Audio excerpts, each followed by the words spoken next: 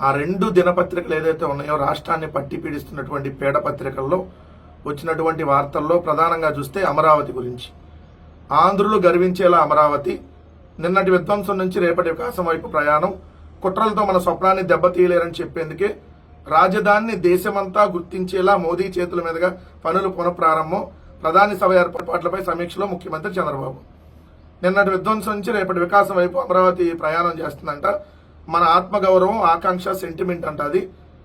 ప్రధాని మోడీ పర్యటన కార్యక్రమాలపై ఉండవల్లిలో ఉన్నతాధికారులు, మంత్రులతో సమీక్షిస్తున్న ముఖ్యమంత్రి చంద్రబాబు. నా రాజధాని అమరావతి అని ప్రతి పౌరుడు చెప్పుకోవాలి. సీఎం చంద్రబాబు ఎలా చెప్పుకోవాలి? చంద్రబాబు నాయుడు గారు చెప్పండి. మీరు ఇప్పుడు అమరావతి అనేటటువంటి పేరుతో 3 పంటలు పండేటటువంటి పచ్చటి భూముల్ని 35,000 ఎకరాలు ఆల్రెడీ ల్యాండ్ పూలింగ్ చేశారు. 20,000 ఎకరాల ప్రభుత్వ భూమి, మొత్తం 55,000 ఎకరాలు ఉంది.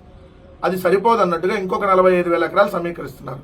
55 + 45 లక్ష ఎకరాలు, 3 పంటలు పండేటటువంటి పచ్చటి భూముల్ని 1,00,000 ఎకరాలని ఏదైతే సాగులో నుంచి తప్పించేసి ఓ రియల్ ఎస్టేట్ వెంచర్ గానో వేసేటటువంటి కార్యక్రమంలో 1,00,000 ఎకరాలని 3 పంటలు పండే భూములు తీసుకున్నారంటే విధ్వంసం అంటే అది కదా.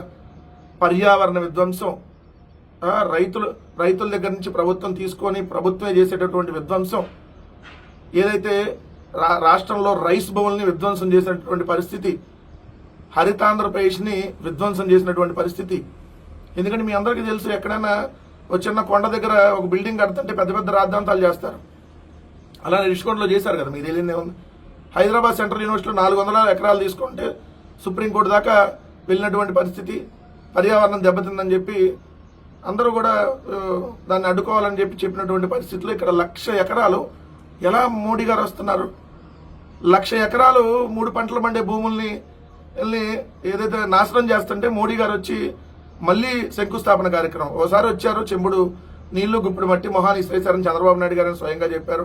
100 కోట్లు తగలేశారు. ఇప్పుడు కూడా 5 లక్షల మందిని సేకరిస్తున్నామని చెబుతున్నారు, తరలిస్తున్నారని. ప్రధాని మోడీ గారి సభ సేకరణ తరలిస్తున్నారు 5 లక్షల మందిని. మీరు చెబుతున్నారు కదా 5 లక్షల మంది. మోడీ గారి సభకి దాదాపు 500 కోట్ల పైగా ఖర్చు పెడుతున్నారు. ఎందుకంటే పార్కింగ్లో వచ్చేటటువంటి దారిలో పార్కింగ్ లైట్లకి టెంపరీగా ఆ రోజు వేసేటటువంటి లైటింగ్లకి 2.5 కోట్లు. 3D నమూనా సచివాలయం ఎలా కడతారని చెప్పి 3D నమూనా 88.5 లక్షలు. ఇలా చాలా ఉన్నాయి చెప్పుకుంటా పోతే. ఎవరు విధ్వంసం చేసింది? ఆంధ్రప్రదేశ్ రాష్ట్రాన్ని 1,00,000 ఎకరాలని విధ్వంసం చేసింది మీరు కదా చంద్రబాబు నాయుడు గారు. విధ్వంసం నుంచి వికాసం దిశగా వెళ్తుందంట. ఇది నా అమరావతి అని అందరూ చెప్పుకోవాలంట. పేదవాడికి ఇక్కడ చోటు ఉందా? మధ్యతరగతికి చోటు ఉందా? ఇక్కడ 51,000 మంది ఇళ్ల పట్టాలను లాక్కుని విధ్వంసం చేసింది ఎవరు? చంద్రబాబు నాయుడు గారు. ఏ విధంగా ఇక్కడికి పేదవాళ్ళకి ఇక్కడ వచ్చి ఉంటారు?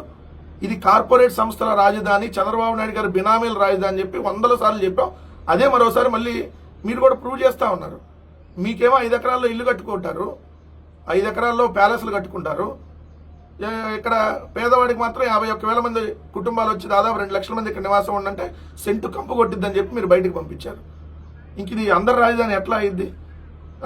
ఉపాధి ఉద్యోగ అవకాశాలు కలిపి సంపద సృష్టి కేంద్రం.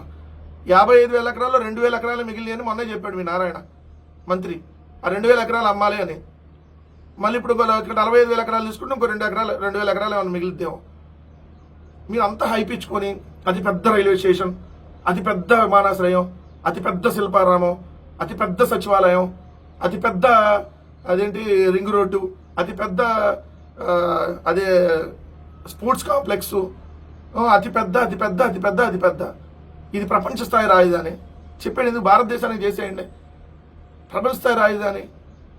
ఈ హైపిచ్చి ఎందుకు? ఇది 1,00,000 కోట్ల రూపాయలు అప్పు తెచ్చి 1,00,000 ఎకరాలను బీడు భూమిగా మార్చి ఇది ప్రజా రాజధాని ఎలా అవుతుంది? ప్రజలకు సంబంధం లేకుండా కేవలం భూములు ఇచ్చిన రైతులకు మాత్రమే సంబంధం.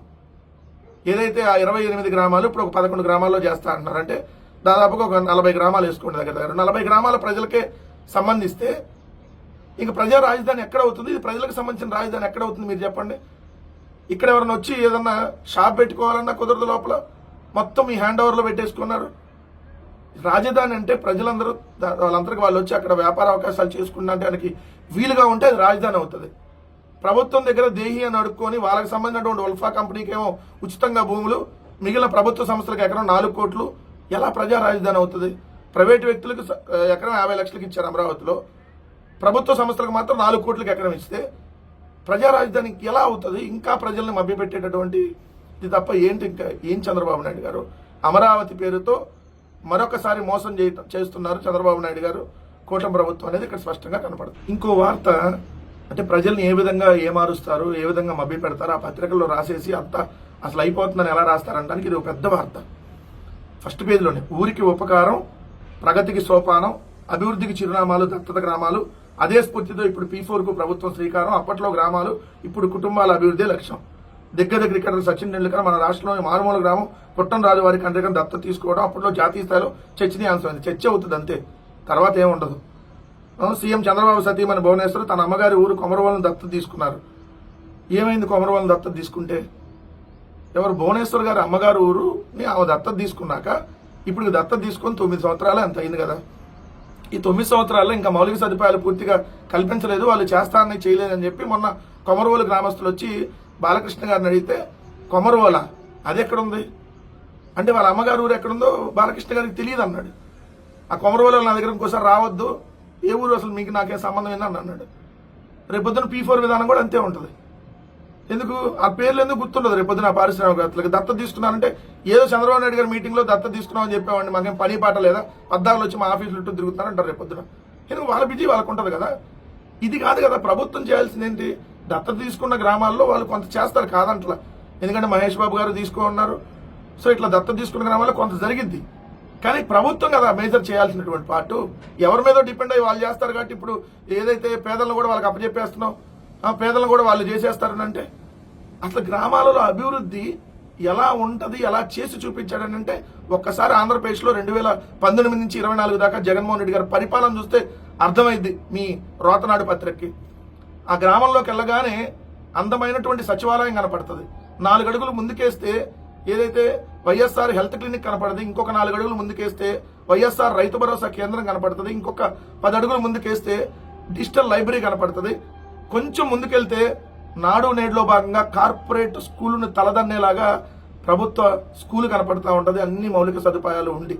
ఇంకొక 10 అడుగులు లోపలికేస్తే కొత్త అంగన్వాడీ కేంద్రం కనపడతా ఉంటుంది. ఇంకొక 10 అడుగులు ముందుకేస్తే కొత్తగా ఏర్పాటు చేసినటువంటి పాల సేకరణ కేంద్రం కనపడతా ఉంటుంది. ఇలా గ్రామాలని అభివృద్ధి చేసింది జగన్మోహన్ రెడ్డి గారు.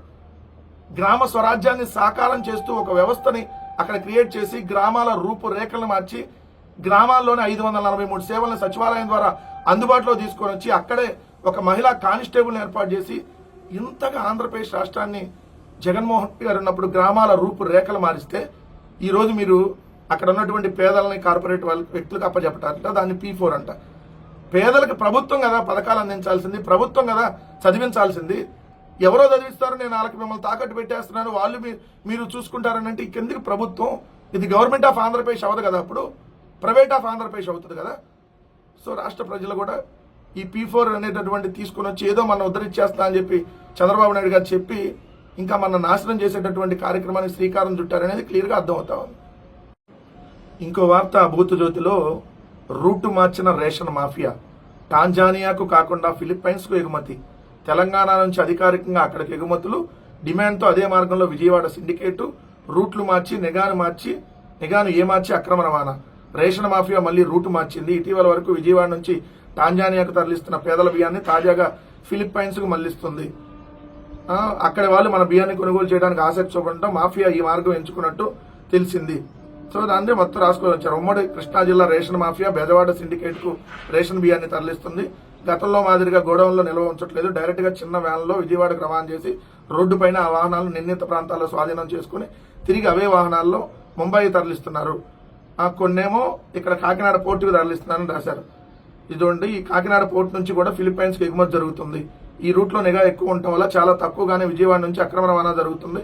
చింతలపూడి మార్గం గణపవరం రావులపాలెం మీదుగా కాకినాడ పోర్టుకు రేషన్ బియ్యాన్ని రవాణా చేస్తున్నారు.